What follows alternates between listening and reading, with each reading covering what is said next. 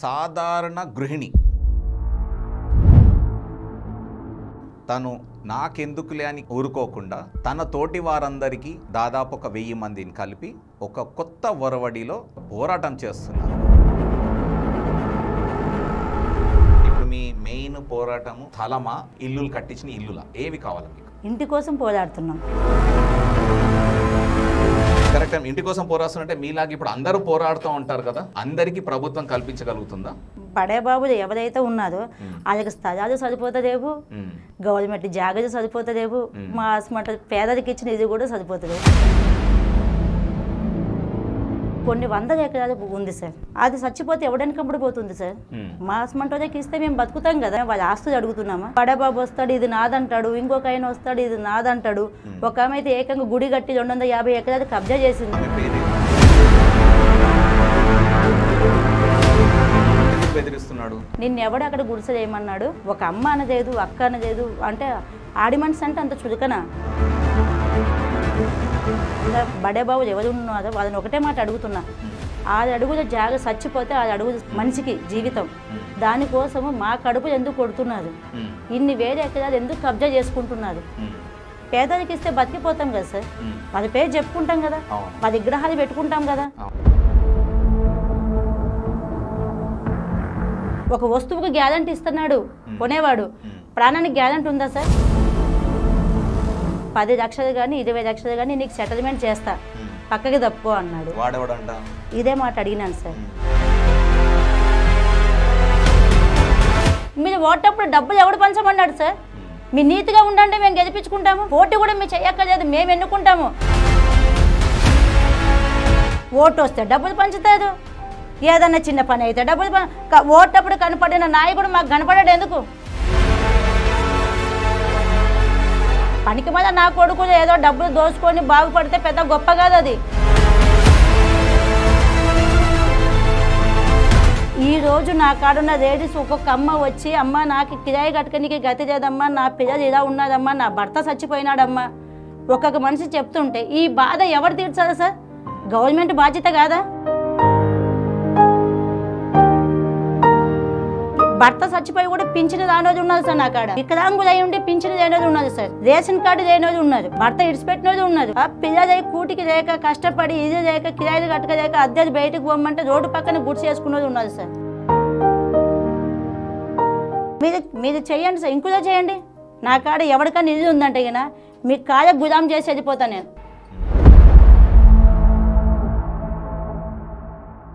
Welcome to Shravya TV. ఈరోజు మనతో ఒక సాధారణ గృహిణి, తను నాకెందుకులే అని ఊరుకోకుండా తన తోటి వారందరికీ ఎన్నో సంవత్సరాల నుంచి ఇక్కడ హైదరాబాద్లో సెటిల్ అయ్యి మియాపూర్ గ్రామంలోని స్టాలిన్ నగర్ అనే ఒక కాలనీలో నివాసం ఉంటున్నారు. అక్కడ ఉండేవాళ్ళు మిగతా ఆమె తోటి మహిళలు, తోటి వాళ్ళందరూ దాదాపు ఒక 1000 మందిని కలిపి ఒక కొత్త ఒరవడిలో ఒక పోరాటం చేస్తున్నారు. అంటే మనం ఇప్పటివరకు చూసిన వాటిలో అన్నింటిలో కూడా మాకు ఇల్లులు కావాలి లేదా స్థలాలు కావాలని పోరాటం చేయడం జరిగింది. కానీ ఈ ఒక గృహిణి కొత్త ఒరవడిలో మౌన పోరాటం చేస్తూ ఒక కొత్త యుగానికి నాంది పలికింది. ఆ పోరాటం ఏంటి, ఎందుకు చేస్తుంది అనేది మనము ఈరోజు ఆమె మాటల్లోనే తెలుసుకుందాం. నమస్కారం సంగీత గారు. నమస్కారం సార్, నా పేరు సంగీత. ఓకే అమ్మా. మియాపూర్ నుంచి వచ్చిన నేను. మియాపూర్ గ్రామంలో ఉంటాను, స్టాలిన్ నగర్లో ఉంటాను నేను. ఓకే. నా చుట్టుపక్కల ఒక 400 మంది 500 మంది ఉన్నది సార్, నివాసం ఉంటున్నాము. ఇందులో ఉండి ఒక 20 ఏళ్ళు అవుతుంది. గత ప్రభుత్వం డబుల్ బెడ్రూమ్స్ ఇస్తామని ఏదేదు, ఈ ప్రభుత్వం ఇస్తాదని చెప్పి ఎదురు చూసినాము. కానీ ప్రభుత్వం వచ్చి కూడా కొద్ది రోజులు అవుతుంది, వారిని కూడా మేము స్థాపించేయడం లేదు.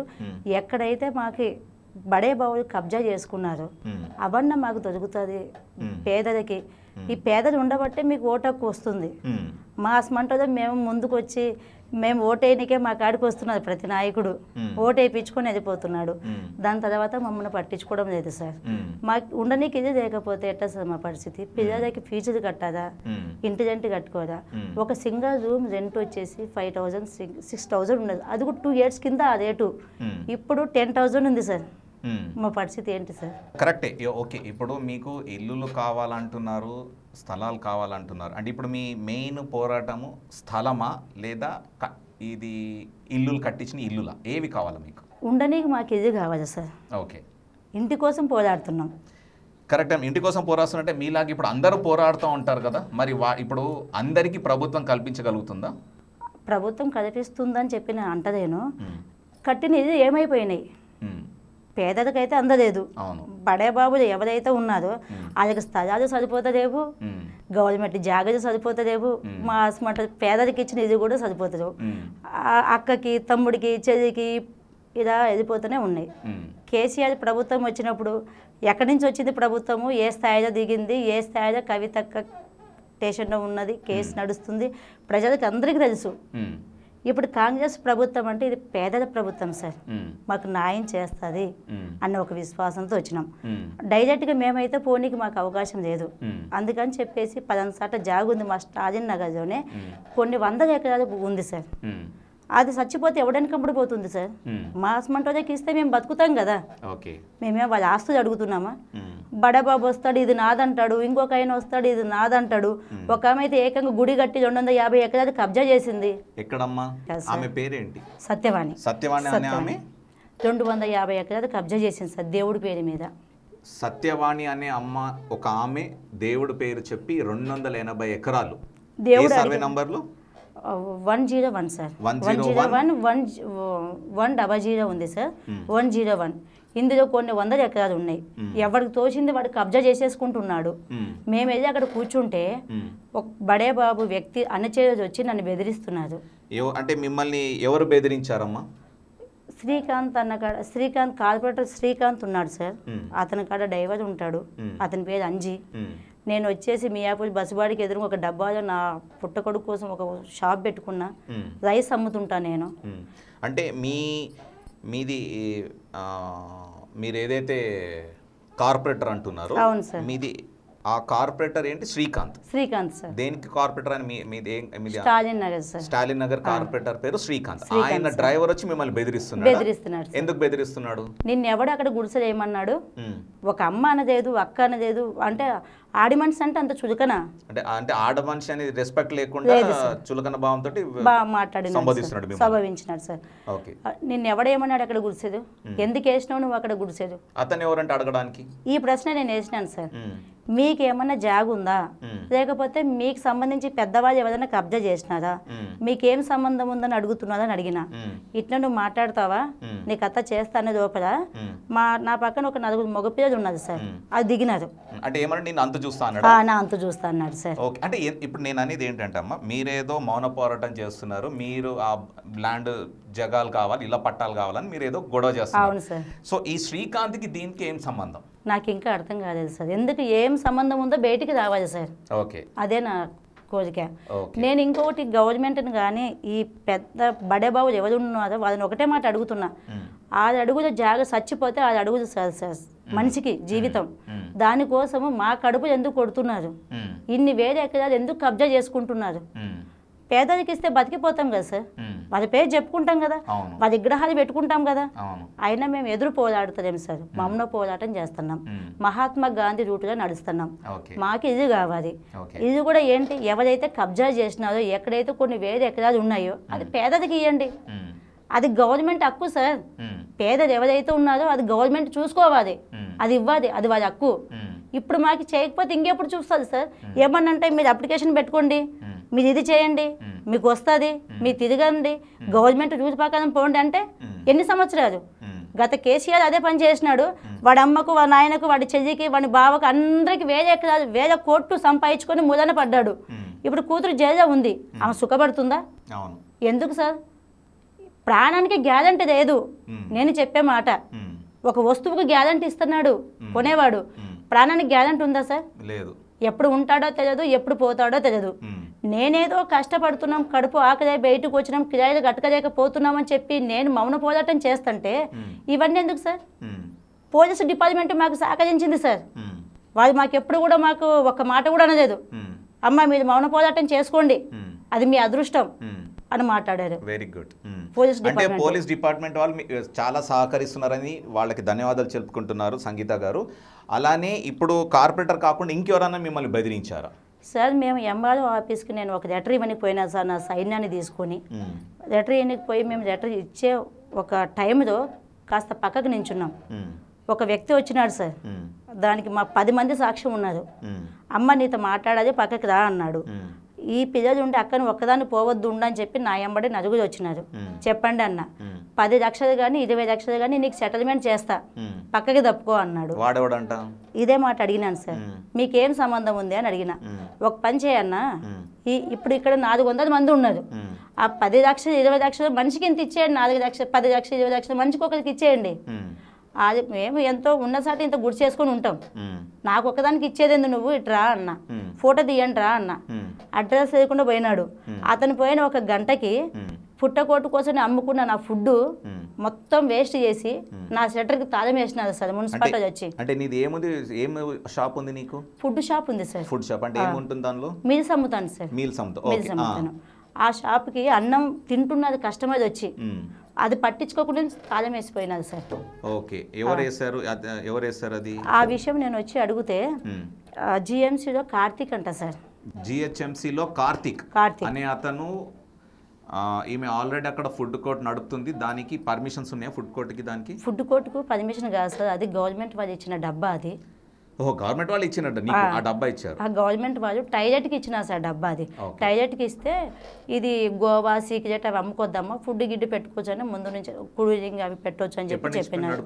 3 ఏళ్ళు అయింది సార్ నడపబట్టి. 3 సంవత్సరాల నుంచి నడుపుతున్న డబ్బాని కేవలం ఈమె ఈ మాకు ఇళ్ల పట్టాలు ఇవ్వాలని పోరాటం చేస్తున్నందుకు ఎంఆర్ఓకి అర్జీ ఇవ్వడానికి వెళ్ళినప్పుడు అక్కడ ఒక వ్యక్తి మీకు 20 లక్షలు ఇస్తామని ఇవ్వజూపి తను ఒప్పుకున్నందుకు వెంటనే వెళ్ళి తను నడుపుకుంటున్న ఏదైతే ఫుడ్ కోర్ట్ ఉందో దానికి తాళం వేశారు. శ్రీకాంత్ అనే వ్యక్తి, అతని పేరు శ్రీకాంత్, కార్తీక్ అనే వ్యక్తి. తర్వాత ఎంఆర్ఓ ఏమన్నారు? ఎంఆర్ఓకి అర్జీ ఇస్తే మీద ఎన్నో 100 మంది ఉన్నారమ్మా అంటే ఎంఆర్ఓ మాకు టచ్ అవ్వలేదు సార్. ఎందుకు కావాలి? మీరు స్వయంగా ఎంఆర్ఓకి ఇవ్వాలి, వెళ్ళి మీరు సమరం కలిసి ఇవ్వచ్చు, మీకు ఆ హక్కు ఉంది. లేదు సార్, మేము పోయిన టయానికి ఎక్కడో బయట ఉన్నాడంట. అప్పుడు ఆర్ఐకి ఇవ్వాల్సింది కదా, వేరే వాళ్ళకి, అతని కింద అతని వాళ్ళకి. అక్కడ ఉన్న అటెండర్కి ఇప్పించినది సార్. అటెండర్ కాదు, మీరు అర్జీ ఎప్పుడు కూడా ఎంఆర్ఓ లేకపోతే అతని కింద ఎవరున్నారో వాళ్ళకి ఇవ్వాలా మీరు. సరే, మీరు అర్జీ ఇచ్చారు, దాని మీద ఎండార్స్మెంట్ చేసి తీసుకున్నారా? అంటే వాళ్ళ ఒక లేఖ మీకు స్టాంప్ వేసి ఇచ్చారు? వెరీ గుడ్, తీసుకున్నా సార్. ఎన్ని రోజులు అయింది ఇది ఇచ్చి? 10 days అవుతుంది సార్. సో దానికి ఇంకా రిప్లై ఏం రాలేదు? ఓకే, తర్వాత ఏం చేశారు ఎంఆర్ఓ తర్వాత? సీఎం ఇంటికి పోయినాం సార్. సీఎం ఇంటికి పోతే సీఎం లేడు సార్, డీజీకి పోయినాడంట. సరే, డీజీకి పోయినా కూడా మేమేమనుకున్నామంటే సీఎం గారు వచ్చేంత వరకు మనం అక్కడే ఉందాం. ఎంతమంది వెళ్ళారు మీరు? 300 మంది వెళ్ళినాం. Very good. 300 మంది పోయినాము. సీఎం వచ్చేదాకా అక్కడే ఉంటాం, కానీ ఎవరికి డిస్టర్బెన్స్ చెయ్యం, మేము ఎవరిని ఇబ్బంది పెట్టమని చెప్పినాం సార్. అక్కడ ఉన్న వాళ్ళు ఒప్పుకోలేదు సార్. సీఎం ఇంటికి వచ్చి ఇలా ఉండడం తప్పు, మీకు ఇది పద్ధతి కాదు అని అడిగినారు. ఇప్పటి వరకు మేము మా సంఘం నుంచి పద్ధతి తప్పి మేము నడుచుకోలేదు, పద్ధతి పాటించే నడుచుకుంటున్నాం. ఒక పద్ధతి ప్రకారం వచ్చినాం. ఒక జాగ చూపించండి, ఆ జాగలో మా పర్సన్స్ అందరినీ నేను పెడతా, మీకు ఎటువంటి డిస్టర్బెన్స్ కాకుండా. ఎందుకంటే ఏదానికి ఒక పద్ధతి ఉంటుంది కదా, అక్కడ పెడతా. నేను ఇక్కడ ఉంటాను, నాతో పాటు ఒక 10 మంది ఇక్కడ ఉంటారు. సీఎం గారు రాగానే కలిసి మా బాధ చెప్పుకుంటాం. సీఎం గారు ఏ నిర్ణయం తీసుకున్నా కూడా మేము సిద్ధమే, మాకు ఇది కావాలి అని అడిగినాం సార్.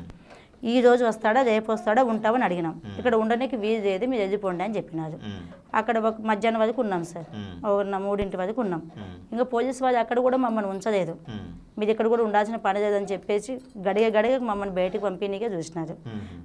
అన్నమన్నీ తినిపోతామంటే కూడా అయిపోయిందా తిన్నారా పోయినారా, అయిపోయిందా తిన్నారా మనుషులే కదా సార్ వాళ్ళు, అలా చేసినారు సార్. కనీసం బయటకు కూడా రానియకుండా మమ్మల్ని అలా చేసినారు. అప్పుడు అన్నం కూడా తిననీయకుండా తరిమేశారా? టైం ఇస్తలేదు సార్, ఉండకూడదు మీరు ఇక్కడ, అంతే. ఇక్కడ మన జాగ కాదు, ఇది వేరే వాళ్ళ ల్యాండు. అప్పుడు నేనేం అడిగినానంటే, ఈ రాష్ట్రాన్ని పరిపాలించే సీఎం గారికి ప్రజలు వచ్చినప్పుడు ఉండనీకి జాగ లేదా? కరెక్టే కదా సార్, నేను అడిగిన తప్ప? కరెక్టే. ఈ రాష్ట్రాన్ని పరిపాలిస్తున్నాడు సీఎం గారు. మేము 1000 మంది రావచ్చు, 2000 మంది రావచ్చు, మా బాధలు చెప్పుకుంటే తీరుస్తాడు కాబట్టి ఒక సీఎంని ఎన్నుకున్నాం. అది ఆయన బాధ్యత, మాకు తీర్చాలి. మేము ఆయనను కలిసినాక ఆయన ఏం చెప్తాడో మేము ఉండాలని చెప్పినాం. ఇక్కడ ఉండడానికి వీలు లేదు, ఉంటేగినా కేసు అవుతుంది మీ మీద అని చెప్పి చేసినది సార్. పెట్టమన్నాం సార్, కేసు అయినా పెట్టమన్నాం. అని ఇంకా మేమేమనుకున్నాం, సరే సీఎం గారు లేదు కదా, ఇంక వీళ్ళకి కూడా మనం డిస్టర్బెన్స్ చేయడం ఎందుకు, ఇన్ని రోజులు మనం మౌన పోరాటం చేసి ఇప్పుడు డిస్టర్బెన్స్ కాకూడదు అని చెప్పి బయటకు వచ్చేసినాం సార్.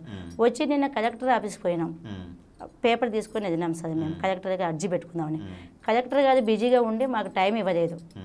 జాయింట్ కలెక్టర్ గారికి పంపించినారు, ఆయన కాడికి వెళ్ళినాం. సార్ మా పరిస్థితి ఇది ఏంటి అని అడిగినాం.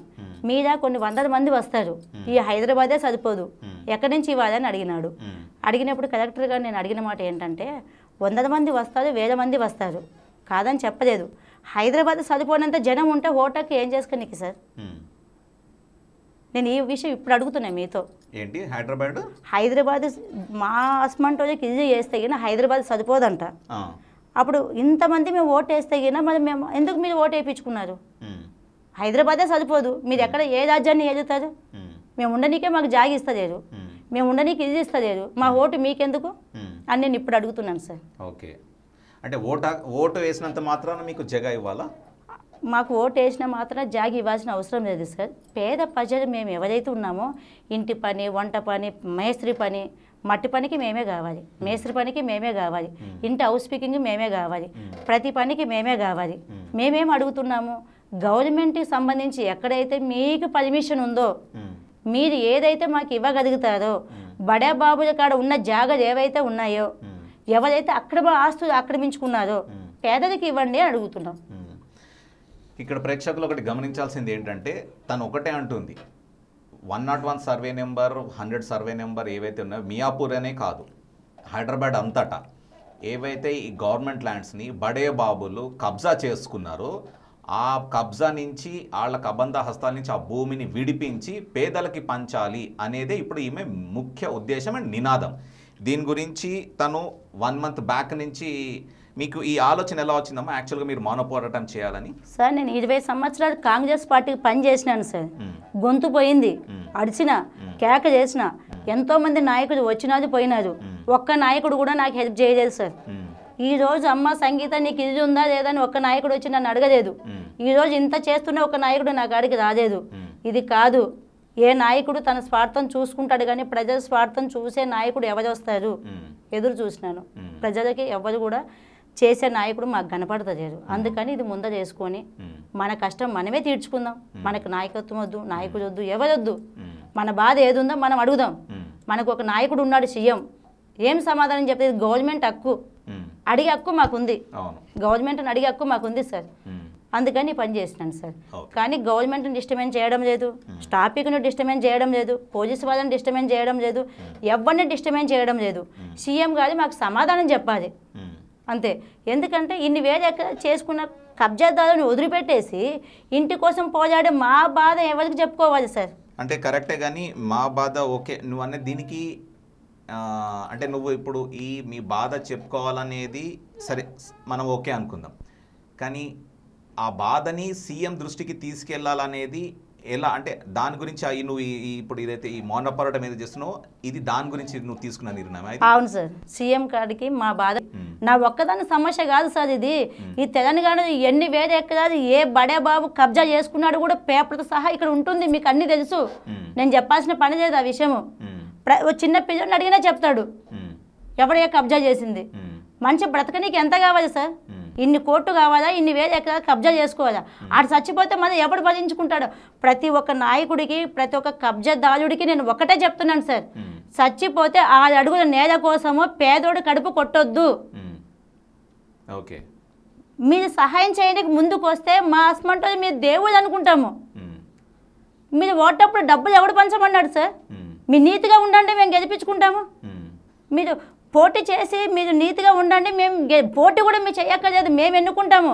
అదే వీడు మనోడు మన కోసం సహాయం చేసినాడు, మన కోసం నిలబడ్డాడు, వీడు మనకు మంచిగా చేస్తాడని ఓటు వస్తే డబ్బులు పంచుతారు. ఏదన్నా చిన్న పని అయితే డబ్బులు ఓటప్పుడు కనపడిన నాయకుడు మాకు కనపడాడు ఎందుకు? నేను ఇదే అడుగుతున్నాను సార్. ఓటప్పుడు కనపడిన నాయకుడు ఇప్పుడు మేము నెలైంది మేము చేయబట్టి ఏ నాయకుడు వచ్చినాడో మా కాడికి? ఒక నాయకుడు కూడా రాలేదు. ఎందుకు రాలేదు? బయటపడుతుందని రాలేదు, కానీ ధమ్కీలు మట్టుకు ఇస్తున్నారు సార్. మా కాడికి రాలేదు. డ్రైవర్ని పంపిస్తారు ధమ్కీయనికి, ముక్కు ముఖం తెలంగాణ పంపిస్తారు ధమ్కీయనికి. డబ్బే కావాలంటే 20 ఏళ్ళ నుంచి కాంగ్రెస్ పార్టీకి పనిచేసిన నేను ఎప్పుడో సంపాదించుకోవచ్చు. నీతైన పార్టీ కాంగ్రెస్ పార్టీ. ఏదో పనికి మీద నా కొడుకులు ఏదో డబ్బులు దోచుకొని బాగుపడితే పెద్ద గొప్ప కాదు అది. కాంగ్రెస్ పార్టీ ఒక నీతైన పార్టీ. ఆ పార్టీకి నేను ఎప్పటి నుంచి నాకు ఎంతో విశ్వాసం సార్ నా పార్టీ. ఇప్పుడు కూడా నేను చెప్తున్నాను, కాంగ్రెస్ పార్టీ నుంచి నేను ₹1 కూడా ఆశించకుండా కష్టపడిందని నేను. ఈరోజు ఒక రేషన్ కార్డు కూడా నాకు లేదంటే మీరు ఆలోచించండి సార్ నేనేంటో. నాకు ఒక కార్డు ఉందని చెప్పేసి నాకు వచ్చిన రేషన్ కార్డు టీఆర్ఎస్ పార్టీ కొట్టేసినాడు సార్. నేను కాంగ్రెస్ పార్టీ ఉన్నానని. డబల్ బెడ్రూమ్ నా పేరు మీద వచ్చింది, నేను కాంగ్రెస్ పార్టీ ఉన్నానని చెప్పి కొట్టేసినాడు సార్ టీఆర్ఎస్ పార్టీ. చెప్తున్నా కదా నేను ఇప్పుడు. ఈ పొద్దు నేను ఇంత దూరం వచ్చినానంటే నాకు ఓపిక లేదు సార్. అన్నీ చూసినా, మంచి చూసినా చెడు చూసినా, ఎట్ట సాగుతుంది ఇది అంటే మనకంటూ పెద్ద ఎవరైతే ఉన్నారో, ఈ రాష్ట్రానికి పెద్ద ఎవరైతే ఉన్నారో వాళ్ళ కాడికి పోవాలి మా గోడు. కింద నుంచి పోదు, ఎక్కడి నుంచి పోదు. మేము కూర్చుంటాం. మహా అంటే చచ్చిపోతామా? ఈరోజు చచ్చిపోకపోతే రేపైనా చచ్చిపోవాల్సిందే. సావుకి ఎవడు భయపడతారు సార్? మనిషి మనము ఇక్కడంతా యాత్ర, ఇది ఏదో ఒకటి బ్రతకనికి రావడం లేదు సార్. ఇది మనస్ఫూర్తిగా చెప్తున్నా నేను. నాకు ఎంత బాధ ఉందంటే అంత బాధ ఉంది సార్. ఈరోజు నా కాడున్న లేడీస్ ఒక్కొక్క అమ్మ వచ్చి, అమ్మ నాకు కిరాయి కట్టుకనికి గతి లేదమ్మా, నా పిల్లలు ఇలా ఉన్నారమ్మా, నా భర్త చచ్చిపోయినాడమ్మా, ఒక్కొక్క మనిషి చెప్తుంటే ఈ బాధ ఎవరు తీర్చాలి సార్? గవర్నమెంట్ బాధ్యత కాదా? చెప్పండి. భర్త చచ్చిపోయి కూడా పింఛను రానోజు ఉన్నది సార్ నా కాడ. వికలాంగులు అయి ఉండి పింఛను లేనోజు ఉన్నది సార్. రేషన్ కార్డు లేనోజు ఉన్నారు. భర్త చచ్చిపోయినోడు ఉన్నాడు, భర్త ఇడిచిపెట్టినోడు ఉన్నారు. పిల్లలు కూటికి లేక కష్టపడి ఇది లేక కిరాయిలు కట్టకలేక అద్దెలు బయటకు పోమంటే రోడ్డు పక్కన గుడి చేసుకున్నది ఉన్నది సార్. మీరు చెయ్యండి సార్, ఇంకులో చేయండి. నా కాడ ఎవరికైనా ఇల్లు ఉందంటే కదా మీ కాడ గులాం చేసి వెళ్ళిపోతాను నేను. మళ్ళీ క్రొత్త ప్రచారం ఒకటి, నేను డబ్బు తీసుకొని పని చేస్తున్నా అని చెప్పేసి, నా కొడుకు అన్నాడో నేను డబ్బు తీసుకొని పని చేస్తున్నానని చెప్పేసి ఆయన చెప్పు తీసుకొని కొట్టాలి సార్. ఈ విషయం అయితే మీరు గట్టిగా వేయండి సార్. ఈ కొత్త ప్రచారం ఎదుగుతుంది సార్ నా మీద. ఎవరు అన్నారు నీతో డబ్బులు తీసుకొని చేస్తున్నారు? ఎవరు అన్నారు? వాళ్ళకి తెలుసా? వాళ్ళ పేర్లు ఏమని పేరు చెప్తలేదు సార్. ఎక్కడ చూసినా కూడా డబ్బు కోసం పని చేస్తుందామా? అదే పిచ్చి నా కొడుకు. అదే నేను డబ్బు కోసం పని చేస్తే ఈ రోజు నేను ఇక్కడ నిలబడాల్సిన పని ఏంటి? కాదట సరైన చెప్పు చేయకుండా వాళ్ళ కోసం నేను ఉండాల్సిన పని ఏంటి? ఒక్కరిని మోసం చేయొచ్చు, ఇద్దరిని మోసం చేయొచ్చు, 100 మందిని మోసం చేస్తానా? అది కొంచెమన్నా మైండ్ లేదా అనేటుకోదకే? అంటే ఏం లేదంటే ఇప్పుడు ఏదో విధంగా మిమ్మల్ని డిమారలైజ్ చేయాలి, అంటే మిమ్మల్ని డివైడ్ చేసేయాలి మీ గ్రూప్ అంతా. కష్టపడిన గ్రూప్ను 100 మంది కాదు సార్. కొన్ని ఇటువంటి కుక్కలు ఎన్ని వచ్చి చేసినా కూడా అది పోదు. ఓకే. ఎందుకంటే న్యాయంగా పోరాడుతున్నాం, భగవంతుని ముందు పెట్టుకొని పోరాడుతున్నాం. మా డిమాండ్ ఏంటంటే సీఎం కాడికి పోవాలి మా బాధ, అన్న మా కాడికి రావాలి, మా బాధ వినాది. అది అన్న బాధ్యత, సీఎం అన్న బాధ్యత అది. అంటే అన్న అంటే నాకు మాట ముందు అన్న వచ్చింది సార్. మా అన్న అయితే కాడు, అందరూ అన్న, ప్రజలన్న. సీఎం అన్న అంటే ప్రజలకు ప్రతి ఒక్కడికి అన్ననే. ఆ సీఎం అన్న మా కాడికి రావాలి, మా బాధ వినాది. కష్టము నష్టము చూసిన వ్యక్తి రేవంత్ రెడ్డి అన్న. ఈ నమ్మకం నాకున్నది సార్. ఓకే. సో ఇప్పుడు నెక్స్ట్ మీ తదుపరి స్టెప్ ఏంటి? అంటే నెక్స్ట్ ఏం చేయబోతున్నారు మీరు? చెప్పం సార్, చేసి చూపిస్తాం. గుడ్. ఓకే, సరే. ఓకే, మీ పోరాటం సక్సెస్ అవ్వాలని మేము మా శ్రావ్య టీవీ నుంచి మనస్ఫూర్తిగా కోరుకుంటున్నాము. సో మీకు ఏ విధంగా వీళ్ళు చేసే పోరాటానికి శ్రావ్య టీవీ అండగా ఉంటుంది. వాళ్ళ హక్కులు వాళ్ళు సాధించుకునేంత వరకు శ్రావ్య టీవీ నిరంతరం వాళ్ళతోటే ఉంటుంది. వాళ్ళ సమావేశాలన్నీ కూడా మేము కవరేజ్ చేస్తాము. సో మేము దీన్ని మా ఛానల్లో మేము టెలికాస్ట్ చేస్తూ ఉంటుంటాము. చాలా ధన్యవాదాలమ్మా మా స్టూడియోకి వచ్చినందుకు. ధన్యవాదాలు. మీ డెఫినెట్లీ మీ కోరిక నెరవేరాలని మేము కోరుకుంటున్నాం. ఓకే.